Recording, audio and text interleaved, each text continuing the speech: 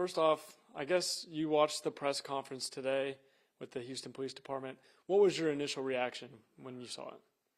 I believe it was a very confusing press conference. I wind up after the press conference being more confused about things involving this case.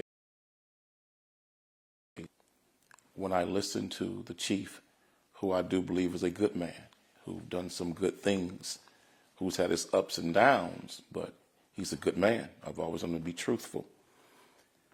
For him to say, as a father himself, that no sexual abuse was reported, my problem with that, Chief, is your detective sat right there with me for an hour and 15 minutes and heard every word come out of Rudy's mouth about what took place at home with his mother. He heard the young man say he was sick and tired of being treated like a slave. He was sick and tired of her crossing inappropriate boundaries. Is that how he worded it, Rudy? He went on to say, he said, she kept crossing boundaries that she should not cross. And it was not right. It was inappropriate. That detective sat right next to me and listened to those words.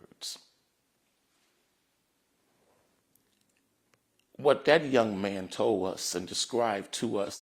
So you're doubling down with what you said yesterday. I'm not doubling down. I'm standing straight up and standing firm, and I'm not scratching where I don't itch. But there were times he seemed mature also. There were times he seemed like he was a normal adult speaking and describing something. This BS about him being nonverbal, the man is not nonverbal. He's very articulate. So we went in and stepped out. We were standing at the door cracked. She starts badgering him about, what did you tell him? What did you tell him? If you tell him about what I did, if you tell him about the abuse, I'll kill myself. That's what she said, and several of us standing at the door heard her say it to him. We heard her tell that boy, several of us, that if he didn't change his story, she would kill herself. God is my witness, we heard her say that. Man, he's a victim. And I believe HPD with their press conference today further re-victimizes that young man. Because it's almost like they're treating him like a suspect and not a victim. You say there's no report of sexual abuse, but you won't answer the question if there was a sexual relationship. You run away from that question. I know what was said, and I'm going to tell you something now. I got proof of what was said. I'll leave it at that for now. Did the detectives hear her say this to Rudy? Several of us standing there, the detectives were standing there too. Wow. We cracked the door. So at this point, were you thinking she's... I'm being honest with you. There was two things I was thinking. Based on everything that, one, he was not going home or anywhere else with her. Two, they were going to call and get charges accepted. She told multiple lies. They knew she was lying. Do you worry about Rudy's health and safety right now? Absolutely, I do. Because I believe she's at the root of the mental problems he's having.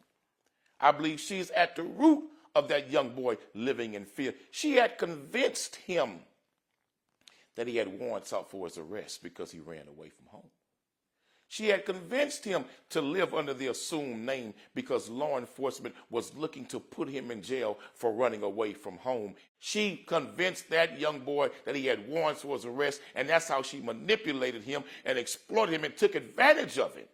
And then giving him the drugs, mushrooms, taking him to vape shops, getting high with him. She was getting high with him. Oh, brother, okay.